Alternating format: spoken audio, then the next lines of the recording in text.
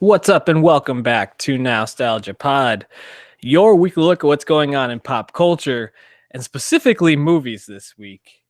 I am Pat Sheehan with your co-host, David Martinson. I decided, because I always pronounce people's names wrong, I'm just going to start pronouncing yours wrong every week. Just call me Martinsons. Just add an S. You like to do that. Yeah, I'm gonna actually make a bingo game for myself and actually for you as well. And I'm just gonna play bingo with all of our catchphrases and things we say every single week. Sure. The crutches we have when we're thinking.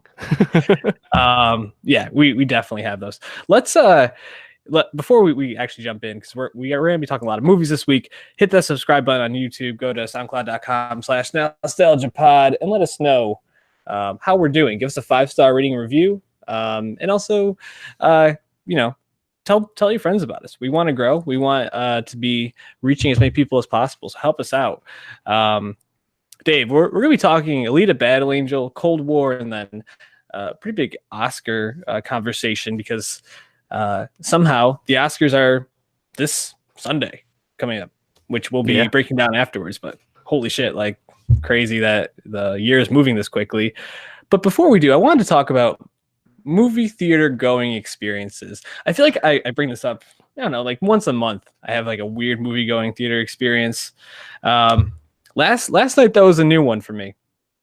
I go to Alita Battle Angel. It's a Wednesday premiere. Oh, okay. It's a small crowd. It's late.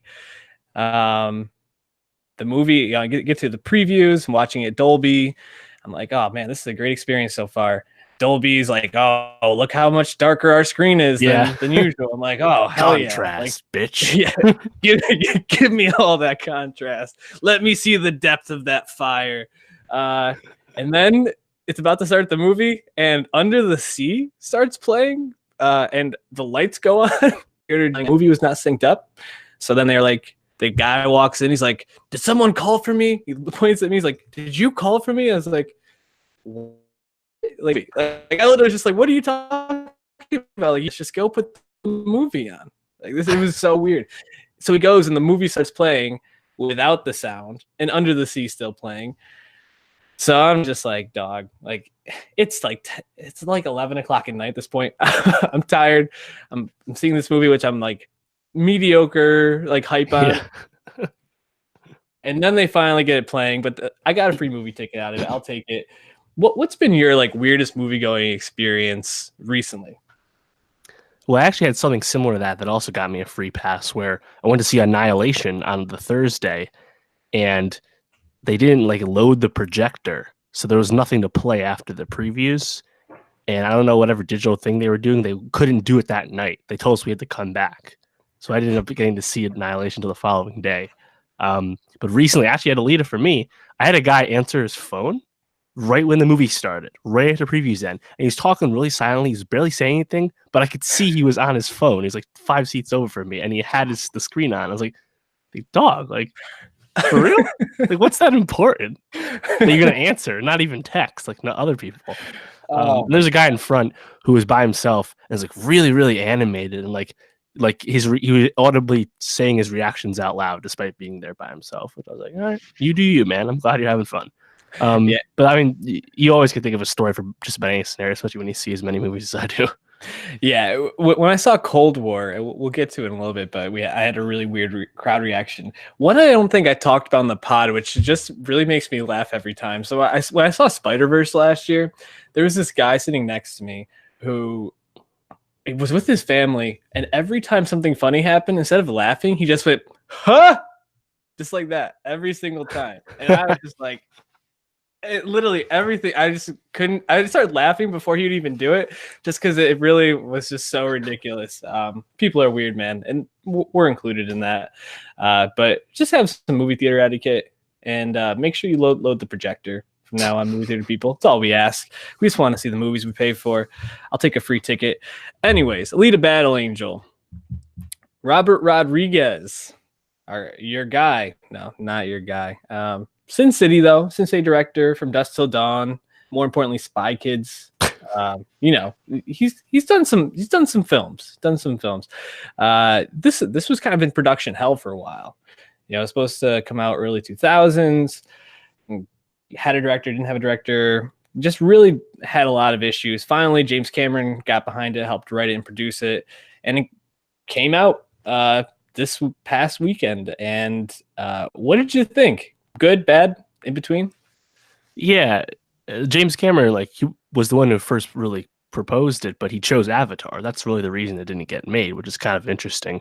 Um, and yeah, when I first saw the trailers last year, I want to say like late summer when they came out, whenever it was, I wasn't really sold. I was like, that's probably not gonna be that good. It was supposed to come out early December. They made the decision to push it till mid-February, which I think was a wise decision, just because a lot of stuff came out in December. Even though there wasn't a Star Wars, there was Mary Poppins, Bumblebee, Aquaman, which did great. There was a lot of mouths to feed. So I think coming out now, where there was no really direct competition besides Lego Movie and How to Train Your Dragon next week, like it was probably a good call, even if it might not have the audience awareness. But I was pleasantly surprised. I had more fun with it than I thought I would. I mean, obviously there's plenty of issues, but frankly, it's also reviewing better than I thought it would. To be honest, I thought this was going to be like Mortal Engines level bad, but it's not. It's solid. I think it's okay for this kind of movie. To be honest.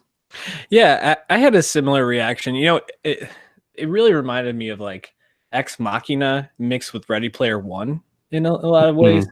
I don't know if that's I don't think that's a bold like comparison at all. It's fine. It's the kind of movie where you go, you enjoy. There's some scenes that are really fun to watch.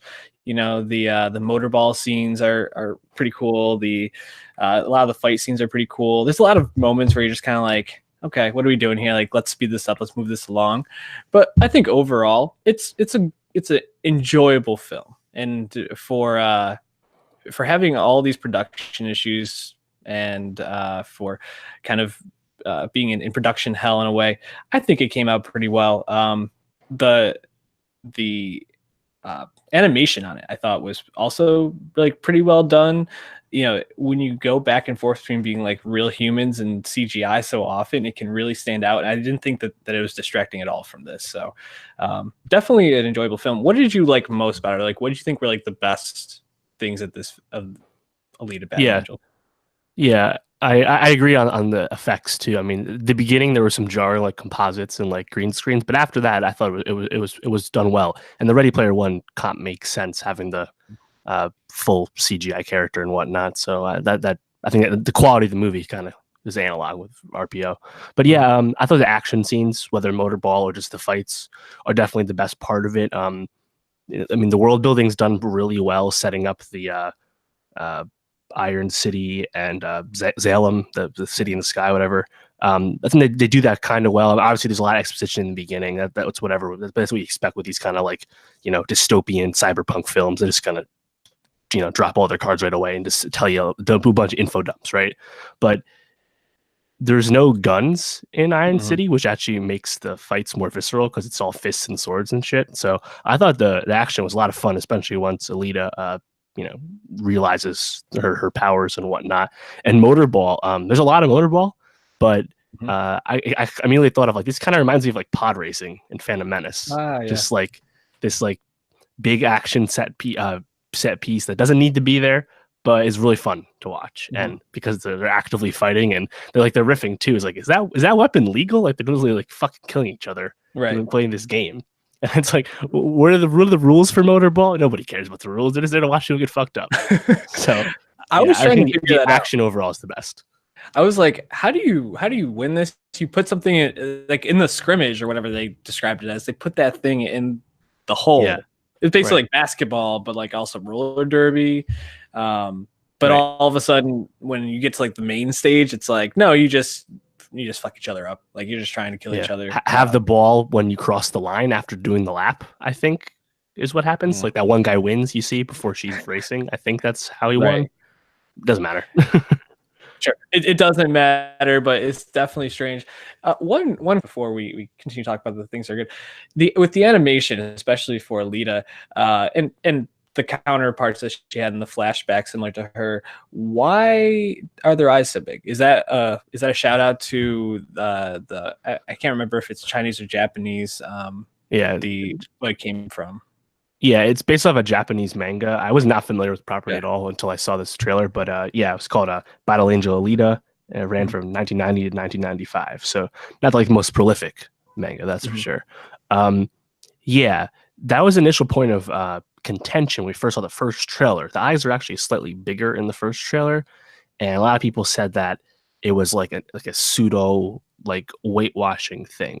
Now in the manga, it's not in a Asian world. It's actually set in like dystopian Kansas. You saw in the movie the bar was called Mhm. Kansas, right? Um, but by doing the big eyes are like a trope in anime with female characters and manga as well. And there was some talk that they were making the eyes bigger to try and give Alita like subtle Asian features.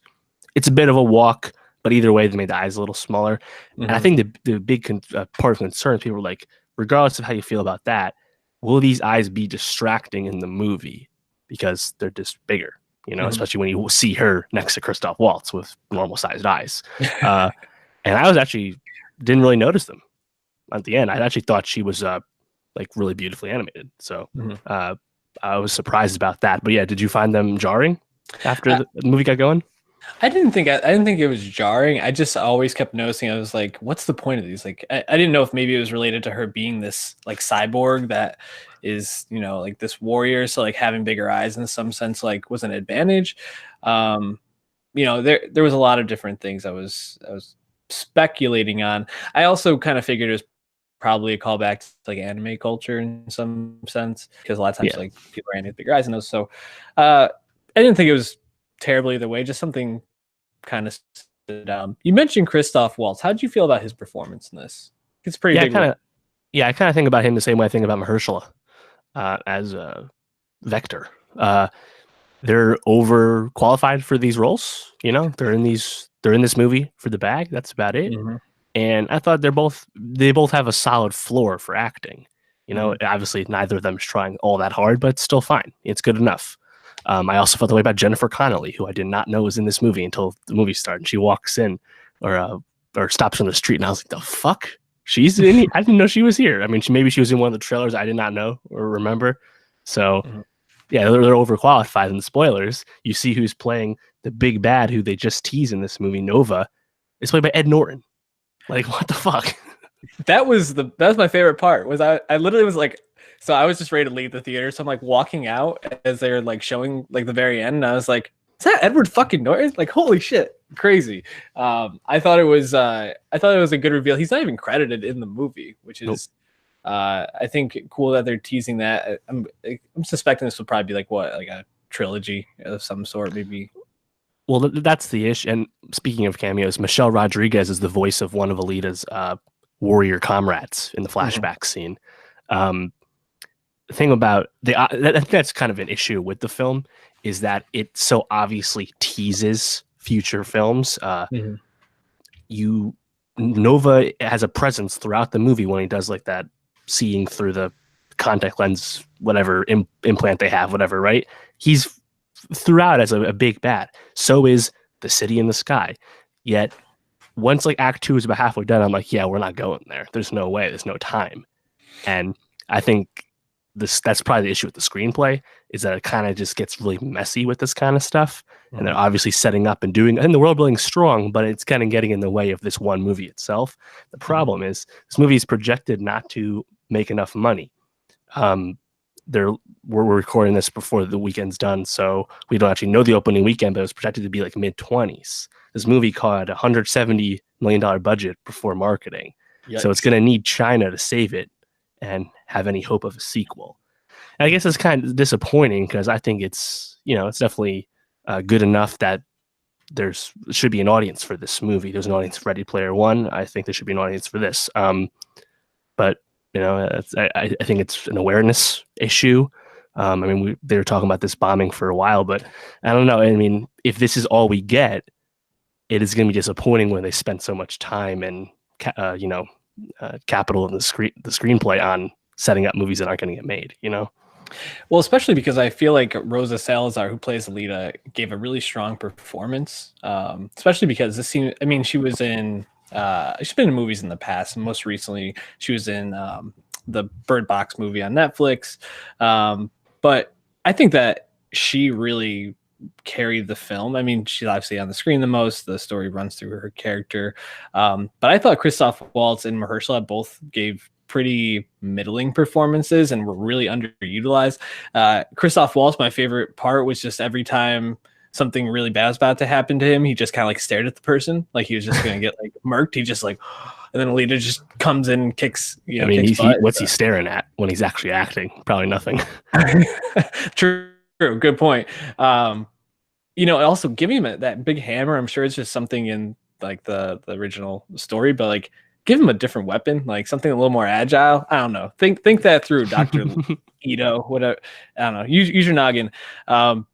Someone that I was really glad they killed off was Hugo, Keon Johnson. I thought he was terrible. I thought his performance was just, every time he said like a line, I was like, oh. Like, yeah, that was actually leaving the table setting for future movies aside. My biggest problem was I didn't really like the romance that much. I just thought that they kind of like, she's immediately smitten with him, fine, but they seem to like really connect. And I think his bad acting didn't help matters.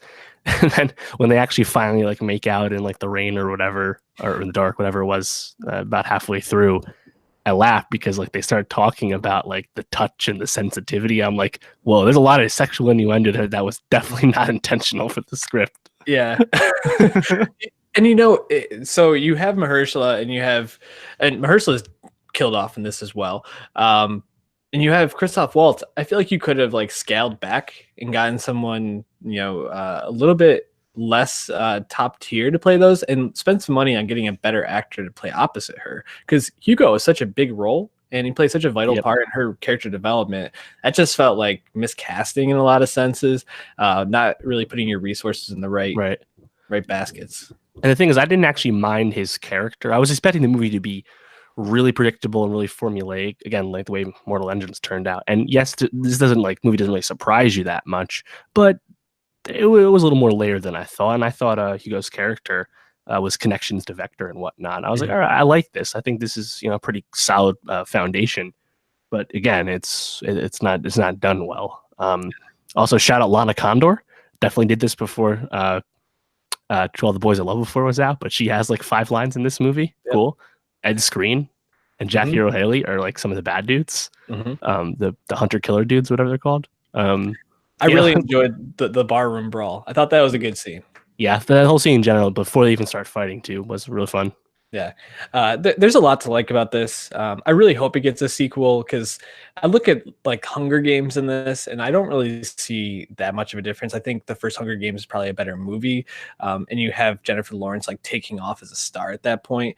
But I really think that Alita Battle Angel could be similar to Hunger Games in terms of quality, and I think for that it could even be better in terms of a war movie because it looked like those scenes of like fighting on like the moon or wherever they were looked pretty awesome. So give me the prequels, I guess. I don't know. But check out Alita Battle Angel. Let us know what you think. Leave a comment below on this YouTube video. A very different movie, Battle Angel, Cold War. So Alita Battle Angel came in at a bloated 22 minutes, and Cold War came in at a paltry 84. And man, it could have gone on for probably another 20 minutes. I wouldn't have minded. Pavel Polakowski, which I think I nailed that, so kudos to me. I had never heard of him before. He's a foreign director. This is a foreign language film, completely in Polish. Maybe some parts are in French because they're in France, of course. But it's all foreign language. Filmed this in catching some Oscar foreign language film.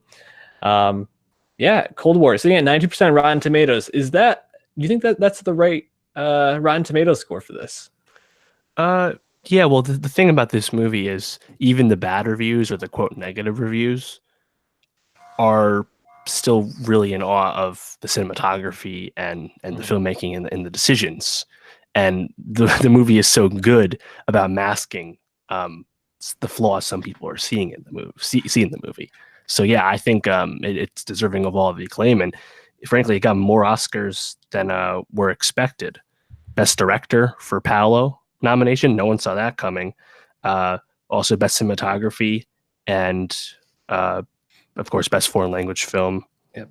So yeah, it's I'm really happy it did good because this is one of those movies where like we didn't really see the trail or in Powell won at Cannes, but we didn't get a trailer for the public until way later in the year. And like by then we already kind of picked out. We think we know most of the slate. I'm like, wait, what's this movie?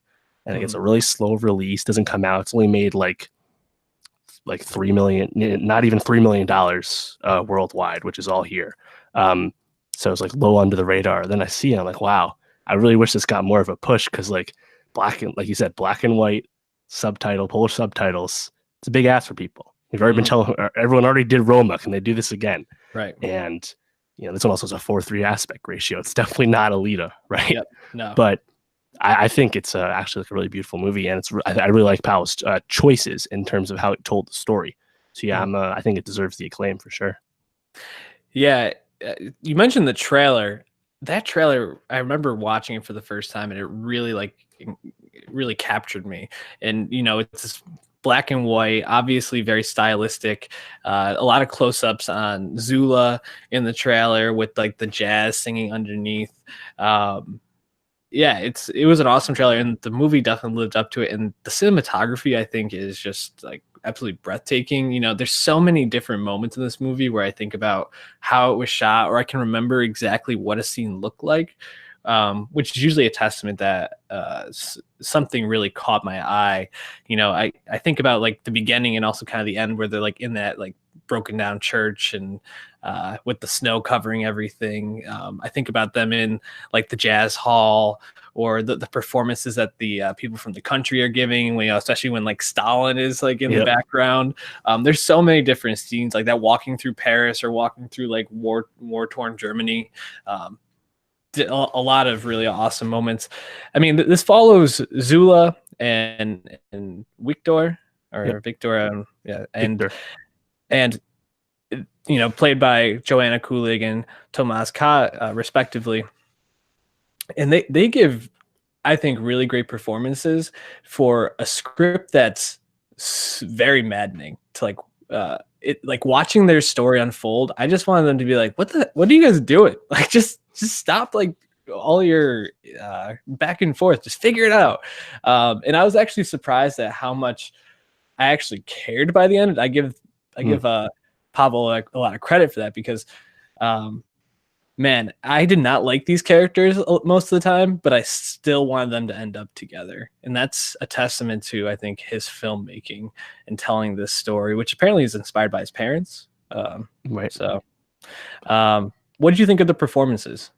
Yeah, well, it's interesting because they're two different performances. Tomas is giving a more subdued, subtle, reserved performance, and he really holds that throughout.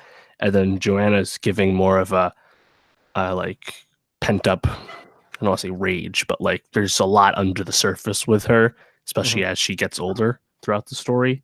And to your point about the actual story and like their journey, the script doesn't really show any of the moments in between anything. The screenplay is just the major events in their relationship as effectively side pieces for each other across the decades in Cold War, post-war Europe, right? Yep. It's a very interesting premise, and the fact that it's also based off his parents is a little eyebrow raising, considering the story is telling. Again, we don't actually know how accurate it is for his in terms of his real experience, but still. And yeah, obviously cinematography stands out not only because it's black and white and because of the aspect ratio, but it's a lot of like medium shots. It's a lot of shots of the faces, stuff like that. And the editing is super, super crisp and really complements these scenes that are just focusing on the major events in the relationship. That's just a really interesting way to tell a story of romance because it's very unconventional. So, I mean, I was watching, I'm like impressed with everything the movie's making, while also, again, like you, starting to actually get invested in the story. I know it was a little slow for me in the beginning. Like I wasn't really sure what to expect. Because again, the trailer doesn't really give too much away of what kind of movie it is. And I hadn't seen Ida, his Powell's best foreign film win in 2015, so I really wasn't familiar with his work. But I mean, the ending is dynamite. So even though it took a second for me to get going, once we start really moving through Europe, I mean, there's a lot of locales, right? Poland, Germany, Berlin, Paris, Yugoslavia. Once we start jumping around through that and seeing how their lives change, I was in. And again, Yeah. such a short movie, but I feel like it really conveys a lot in a short amount of time. Absolutely. I mean, we're going to get to this in a second, but um, do you think that this is going to like open doors for Pavel as a director here stateside? Because I mean, he was a surprise nomination, but I think very deserving. And I really hope that this will open him up to doing some more films for American stories. Yeah, it's a great question. I mean, he did all the financing, he did a lot of work. He's talked about how because he wanted full control of this and he kind of rejected any studio support.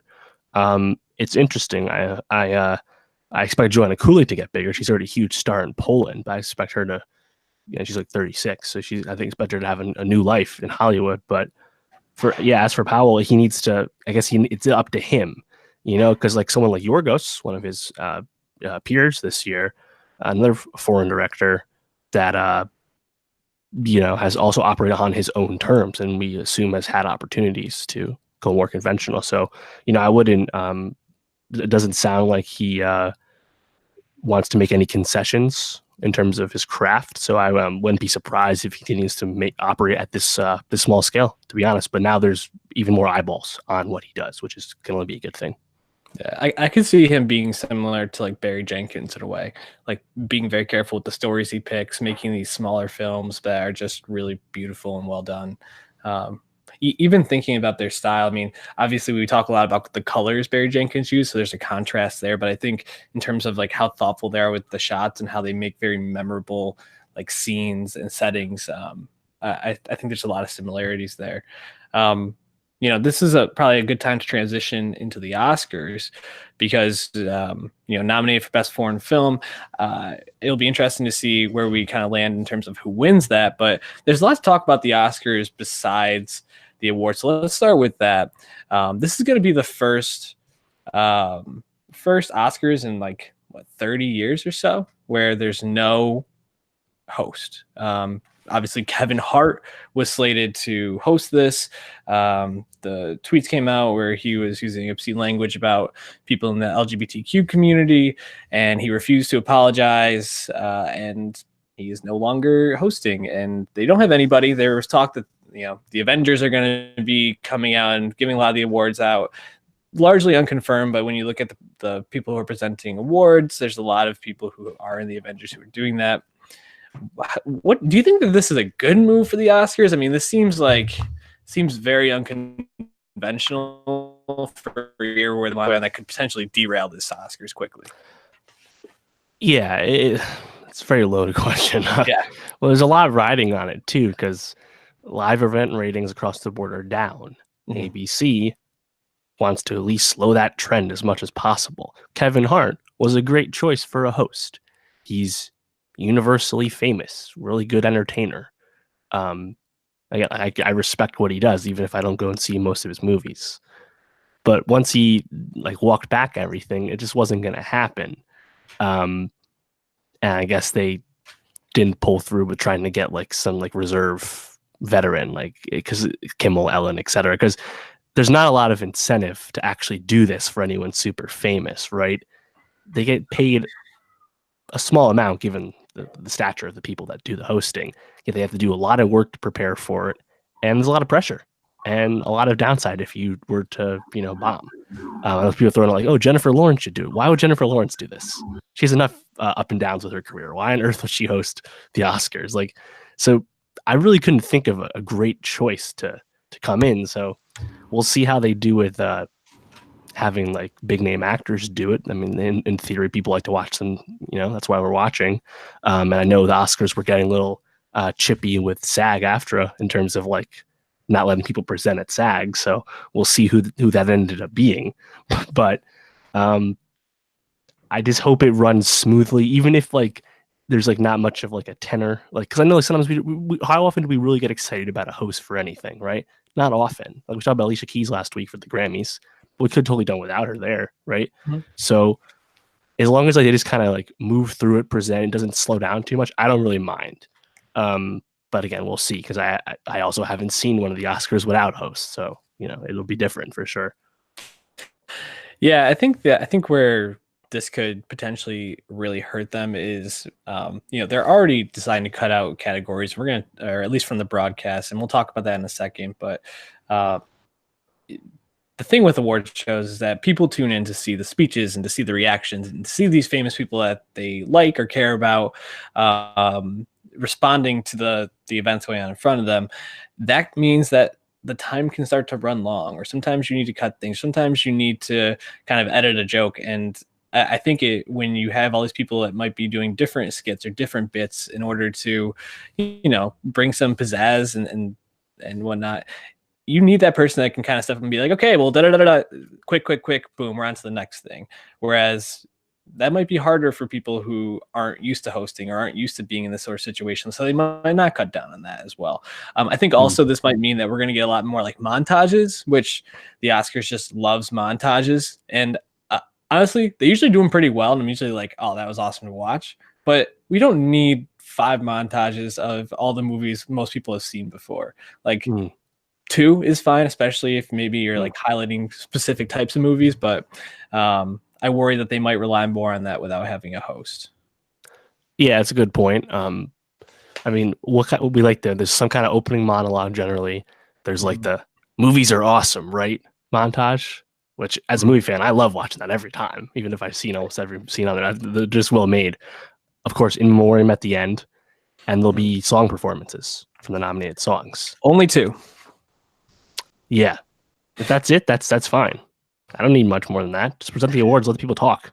But if you don't have a host, why not give Emily Blunt time to get up there and do a song? Like the fact that she's not singing a song from Mary Poppins is like ridiculous. But they want to leave time for God knows what to be in there. It feels like they really didn't think through, and maybe they do, and I'm going to be really surprised, but it feels like they didn't really think through like the economy of this. Like if you're taking out a host, like how else can you use that time effectively? It's like let everybody have a song performance. Why only show Shallow and All the Stars is the other one that they're letting perform? It just well, they changed it. They actually are performing all the songs. Oh, they are? Okay, I didn't see that. My bad. Like, I know like Lin-Manuel was pissed about it too. Right. And yeah, I mean, I think that's hard. Like, how are you going to cut off? Like, there's 5 nominated songs. Just play them. If you want, maybe trim it down, like do a pseudo medley, fine. But yeah, that's kind of a tough call to say, nah. Like, I mean, if anything, I would say rework the category in terms of how you award Best Original Song. Because, like, All the Stars is probably going to be the runner-up for this. But that's not really a song I associate with Black Panther the way Shallow is associated with Star is Born. So, right. But in terms of the way it is now, yeah, just let them all go, and that's what they're doing. So, but the whole like cutting awards from the broadcast, they did not decide to renege on that once everyone got pissed about it, and that's a problem. Yeah, it definitely is a problem, and just the fact that this is how the Oscars are like making decisions. They're like, hey, we're gonna have a most popular category, and people are like, what? And they're like, never mind. Like, no big deal. Like, okay, we're only gonna play 2 of the songs in order to like save time. No, we'll just play them all because people got pissed. It's like they're just throwing things against the wall and seeing what people are like least upset about. And that doesn't feel like there's really much direction to it. Now, you talked about them cutting the categories. Obviously, cinematography is the major one, but what other ones are being cut? I actually don't remember. Was it a production design? Yeah, I think it was like makeup, production design, and there's one other one. I can't remember. But the mostly smaller ones, except for cinematography. Right. Which imagine if last year we didn't see like in real time Deacon win the award. Like, what a travesty that would have been. Yeah, I mean, that's the thing with this too. Like, what is their goal? To trim the runtime, to attract younger viewers by inserting different things that they might be more interested in? I just think it's misguided because, and again, I think this is all basically tied to the plight to fix ratings. The Oscars, people that watch the Oscars want to watch the Oscars. People that don't won't. People that will just check on Twitter will just do that. Make the Oscars for the people that like the Oscars, people that like movies, and these types of movies, right? Mhm. And while there's a lot of merit to doing some kind of doing a best stunt award, doing a breakthrough performance award, and also trying to find a way to honor movies that are more populist, primarily, ideally, just do that in the best picture category. Mhm. And we kind of got that this year when movies like A Star is Born and Black Panther. But to cut awards, especially from less well-known fields, it's just really misguided. And frankly, it's a slap in the face to those branches of movie making, because those are kind of speeches are often wonderful to hear too. So very disappointing. And like, again, cinematography. How can you do that? Like did every actor that got pissed they cited cinematography? Like, it doesn't make any sense. And it's just very disappointing. Maybe cinematography is a good place to start in talking about who's nominated and who we think is going to win, who we want to win. So best cinematography, the nominees are Cold War, The Favorite, Never Look Away, Roma, and A Star is Born. Who do you think will win? Who do you hope will win? Break it down for me. Yeah, I think this is two-horse race. Roma probably going to win as the one of three Best Picture nominees in the field, but the one with the best chance to actually win Best Picture. And in fact, my favorite, we'll get to that.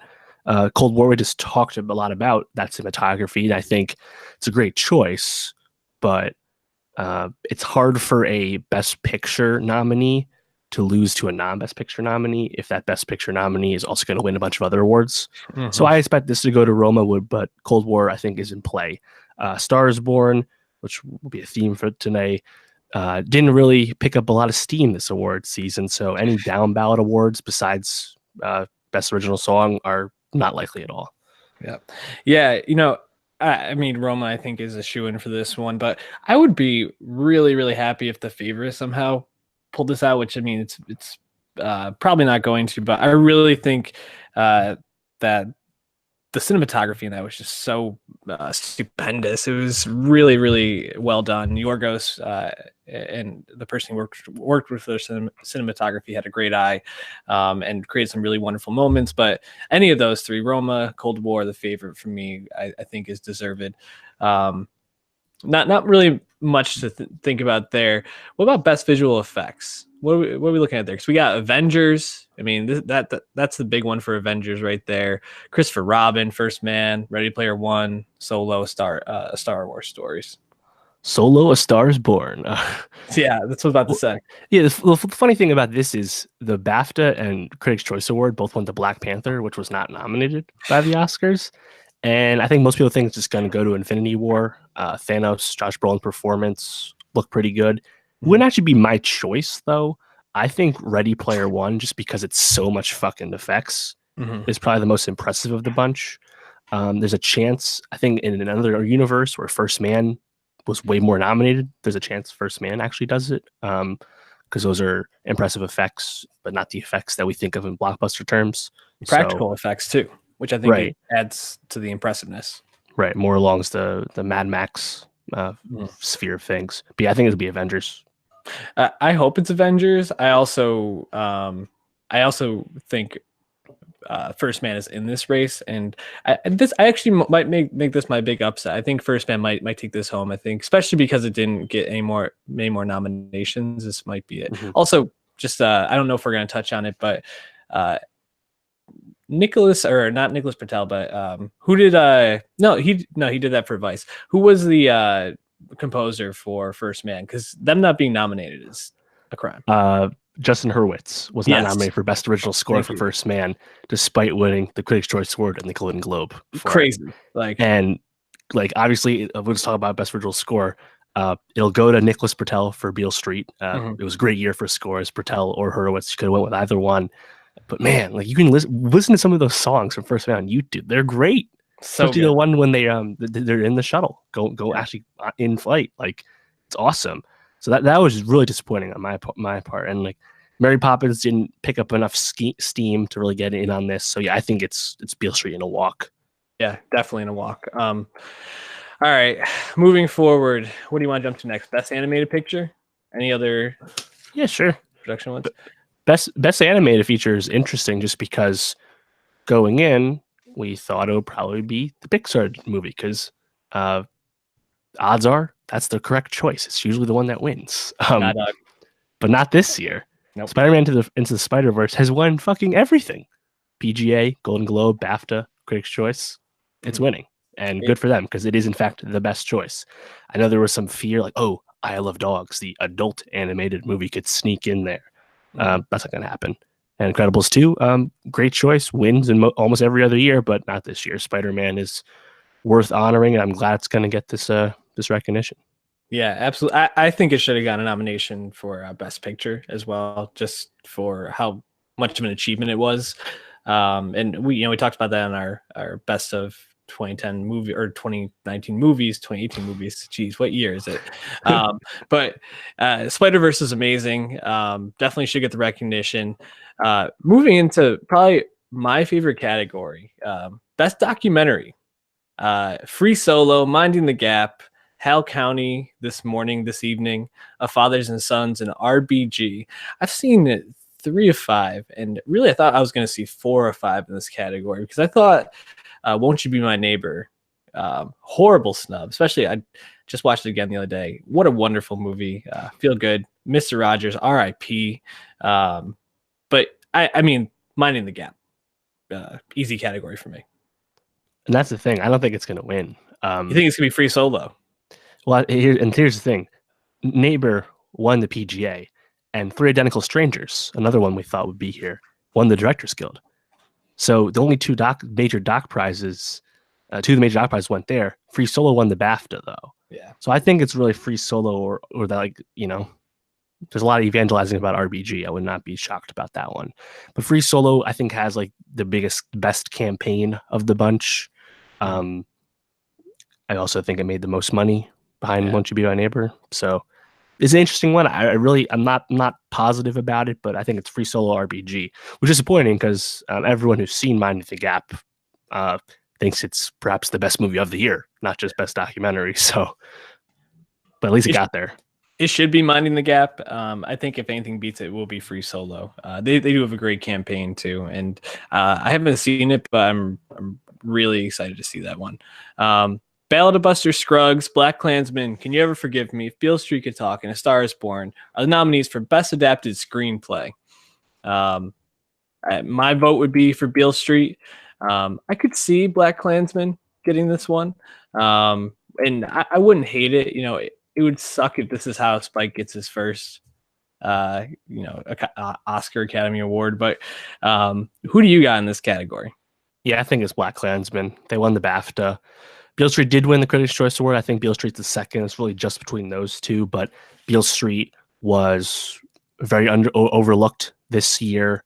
Black Klansman, on the other hand, is nominated for Best Picture. Spike Lee, again, there's a lot of support for him. Spoilers, I don't think he'll get his first Best Director, despite him obviously being deserving of this.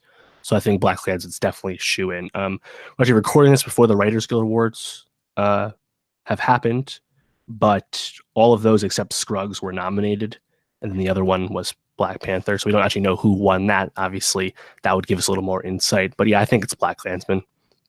How is Scruggs even nominated? Like, feels like a weird nomination. I think even when it came out, we were like, Scruggs, really? I didn't expect it, but I think it's deserving. It's a pretty impressive screenplay. I mean, it's the Coens after all. Weren't only 2 of the stories adapted though? Is that right? I'm not sure how the award like works, how much it takes. It doesn't take much, but I just think for what Beale Street and Black Klansman were to Scruggs was just my opinion. Anyways, moving on to original screenplay though. The Favorite, First Reformed, Green Book, Roma, and Vice. A lot shorter names in that category. Who do you got winning this one? Yeah, so this is similarly what the Writers Guild thought. Only 3 of these were nominated for Writers Guilds: Green Book, Roma, and Vice. The other 2 were Eighth Grade and Quiet Place. On the other Quiet hand, Place. What the hell does that even look like in terms of script? Right. The favorite, though, not nominated for the Writers Guild, just won the BAFTA. Of Yeah. course, BAFTA's duly in British, so that makes sense. And then First Reformed won the Critics' Mhm. Choice Award, also not done by the Writers Guild. And then Green Book won the Golden Globe, which sucks. Mhm. But I think this is another one I can't quite put my finger on it because I feel like this is like that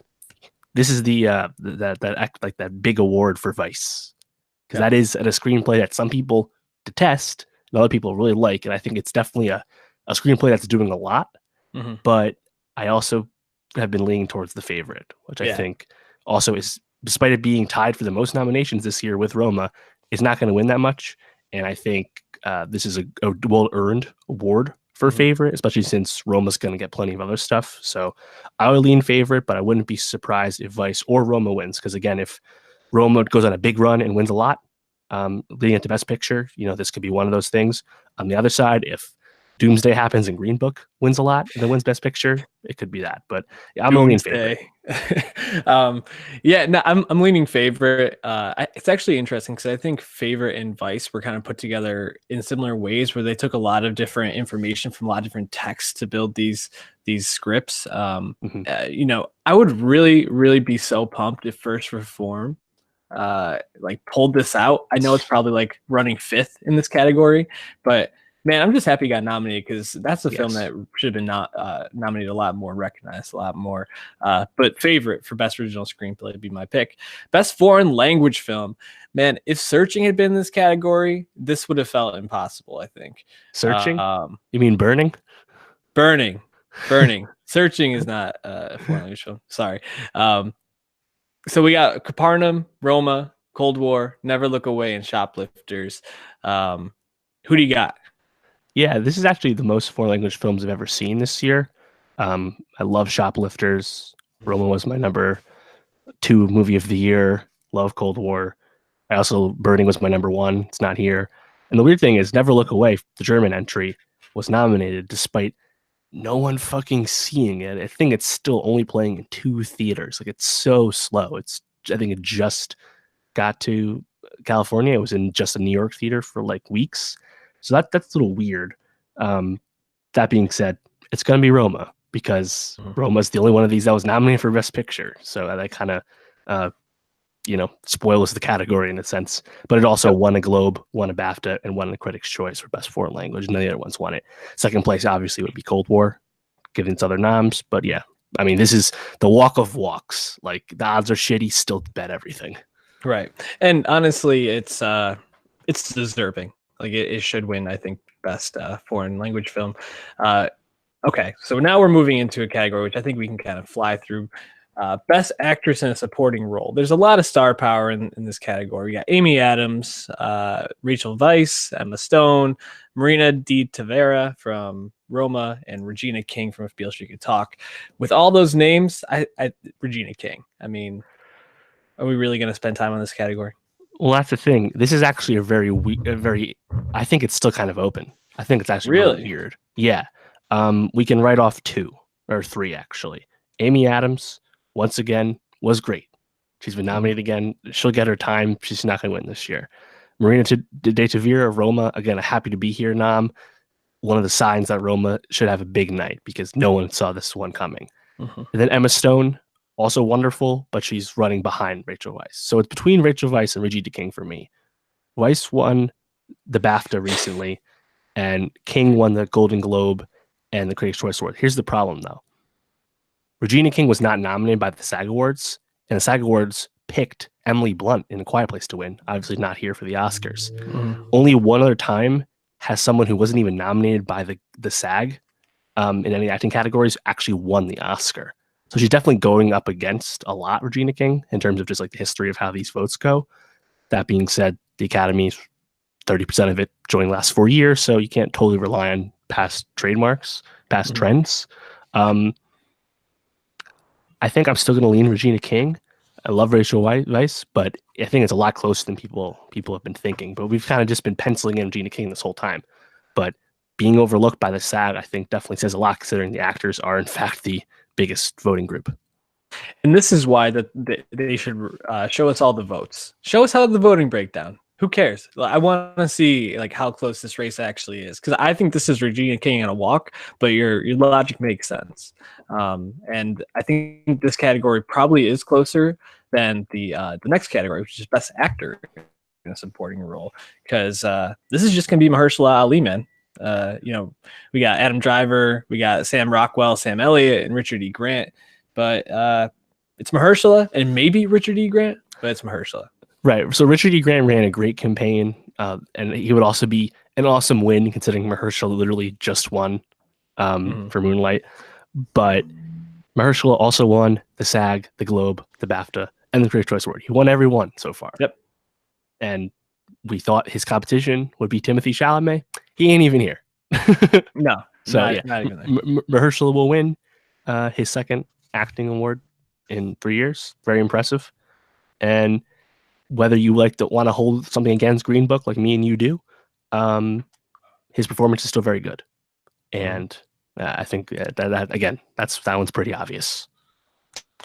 So Best Actress in a Leading Role. If you had asked me probably like 3 weeks ago who's going to win this, I was like, okay, Glenn Close, just lock it up. She's got this. But recently, Olivia Colman's been getting some love, and I'm excited because you got Yalitza Aparicio, which shout out her. I'm really glad she got a nomination. Again, a sign that Roma probably will have a big night. Glenn Close, Olivia Colman, Lady Gaga, and Melissa McCarthy. But I think Colman might take this one home, and I think there's two pieces to it. One, I think if Vice and Stone. Stone's not going to win the supporting actress, but I think because Regina King will take that one home, people are going to lean towards giving Colman the recognition for this. And I also think, though Glenn Close was, I haven't seen her performance, but I hear is excellent in The Wife. The Wife isn't a great movie from everything I've heard. So I think that they might want to give some love to Colman in this case to give the favorite some love in retrospect. Going into the race, I was like, it's Colman. It'll be Colman. She's the best. I do think she's the best performance. I was Colman or Gaga. Then the Close thing happens, and I've seen The Wife. It's not a good movie. Her performance is good though. She has been nominated 6 times in acting Oscar categories and never won. And she should have won by now. Obviously, she's definitely a landmark actress. This feels a lot like Gary Oldman with Best Actor, even if it's not a transformative performance. And she did win Critics' Choice, SAG, the Golden Globe for the drama. Colman just won the BAFTA. Again, they lean a little British. That makes a little sense. And then she won the Comedy Globe. Meanwhile, Gaga's never won anything except she tied with Close for the Critics' Choice. So Gaga never happened. It's Close or Colman. I've been feeling like I got to say Colman this whole time because that was my gut. But I just feel like they're going to lifetime achievement and give it to Close. Especially after like her and Colman have both been giving good speeches so far. But I think it'll be Close. Even though Colman would be my actual choice. You think it's going to be close? It might be close. I'm going Colman on that one. Also, shout out Lady Gaga. I mean, we were talking about how after Star is Born, there's no way that she could lose this, and now I cannot see any way that she could win that category.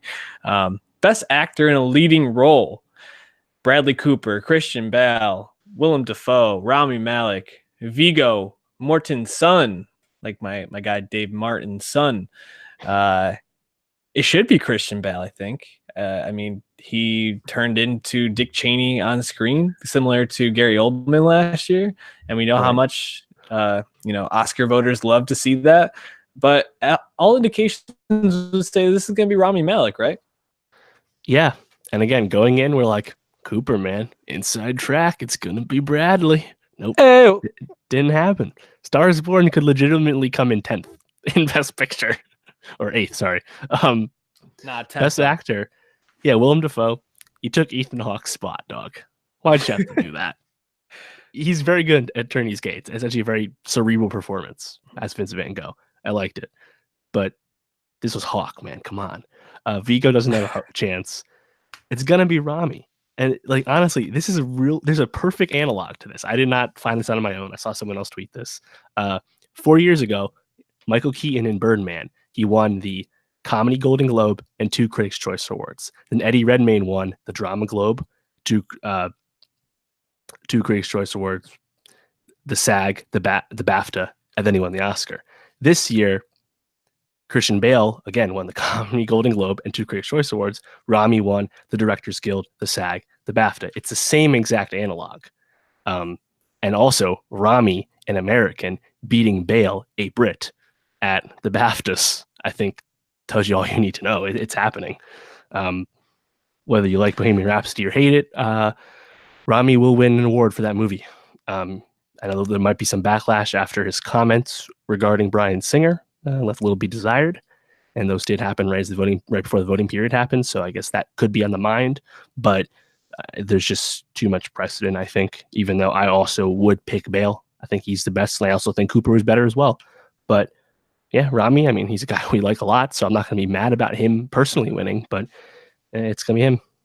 Give Rami all the awards for Mr. Robot, just not for this role. He's such a more talented actor, and he played Freddie Mercury really well, but to basically do karaoke for this and get this award just feels, I don't know, feels just not right.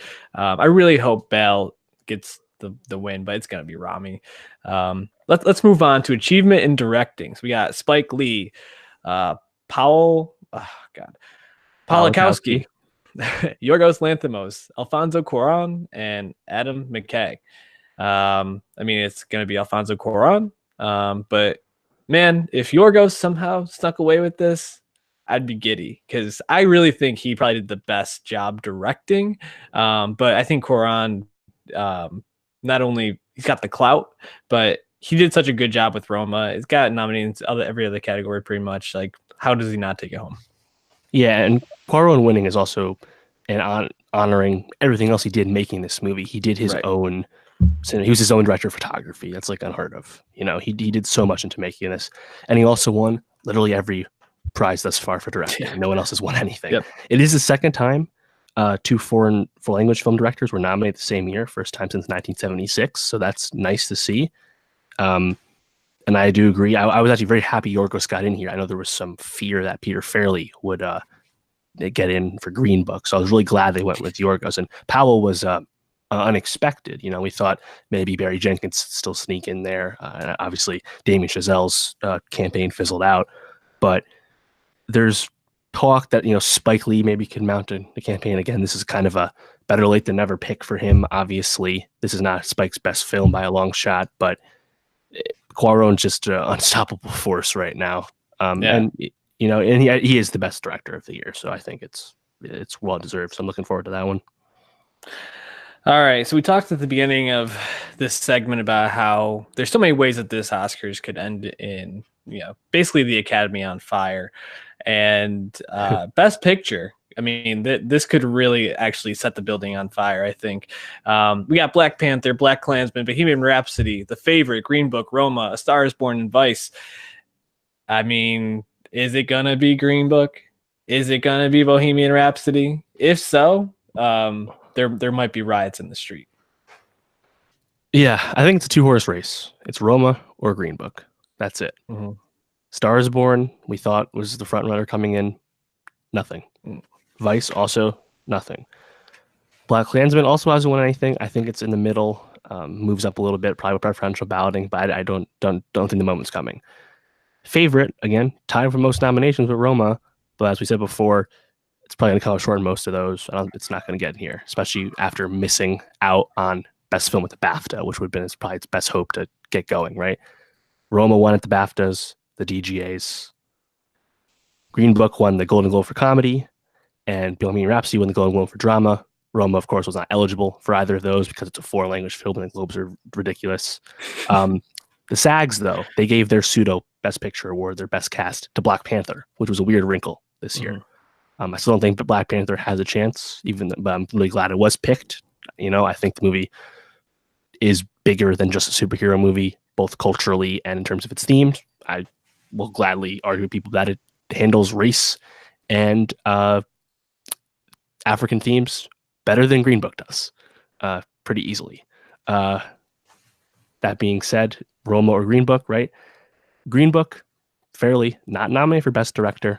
bad sign. In the modern era, only and it also wasn't P. Fairley also wasn't picked for the DGAs. So the track record makes it a little harder for Green Book to sneak in there. The problem is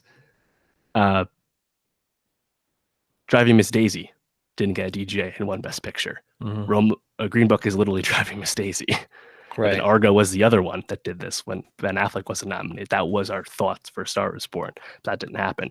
So I think it's Roma or Green Book, but Roma picking up the BAFTA last week, 2 weeks ago, I think really like hammer it home for me. It's by no means a safe pick. I think either of these could happen. We don't know how much Netflix bias there might be in the voting. But I think because the voting just happened and Peter Farrelly had put his foot in his mouth, Nick Vallelonga put his foot in his mouth, stuff about the accuracy, the fact that the internet doesn't like it, certainly does not speak for everybody who votes on these things. But I think it's Roma. I'm feeling pretty good about it. I'm positive Bohemian Rhapsody won't win.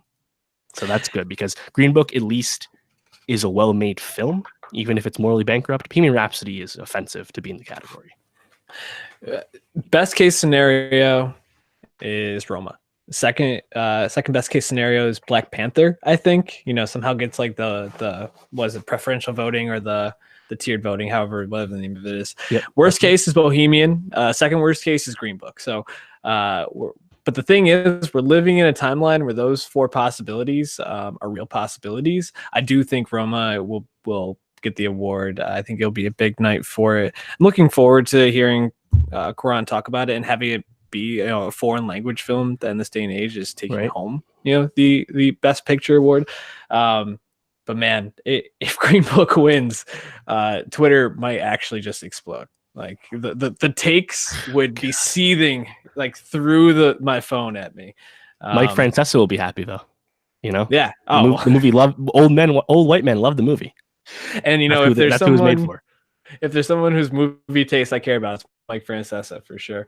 Either way, it'll be a really interesting Oscars to watch. So I hope that the people are tuned into what the narratives are, because I think it really makes it a fun show to watch this year, and I hope people tune in. We will be breaking it down right after, giving you a short breakdown of all the things that come up in our takes on it. So tune into that. Also give us a subscription on the page. Any last thoughts on the Oscars? Maybe like one dark horse prediction or something that you really want to see win. I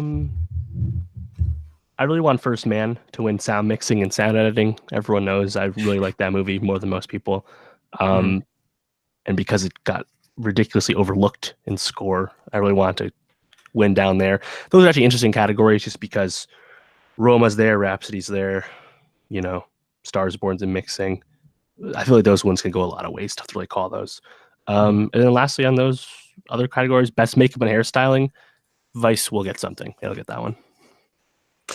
I think those are good picks. I'm just hoping Minding the Gap gets the best documentary, because I think it was the best documentary. So we'll see. But I haven't seen Free Solo, so that might change my mind. Anyways, tune into us afterwards. Leave us a 5-star rating and review. Give us all the feedback. Follow us at Nowstalgia Pod on Twitter, and we'll catch you after the Oscars.